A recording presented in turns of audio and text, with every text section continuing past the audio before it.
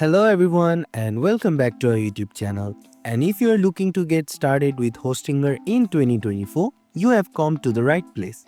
In today's video, we will guide you through the simple steps to create your Hostinger account, whether you're planning to buy web hosting, a domain, or just exploring their service. Let's get your account set up in no time. To begin, you have to open any web browser on your mobile device and go to the Hostinger's official website, which is www.hostinger.com. And once you search for this website, you will be greeted with a clean and user-friendly homepage ready for you to start. And once you're on the homepage, look for the hamburger option, which is located at the top right corner of the screen, and simply click on it.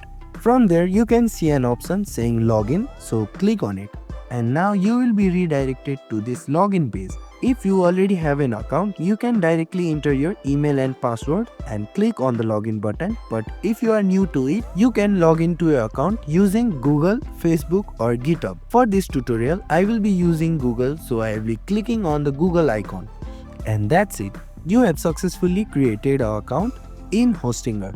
And if this video was helpful, don't forget to like, share and subscribe to our YouTube channel, and we'll see you guys in the next video.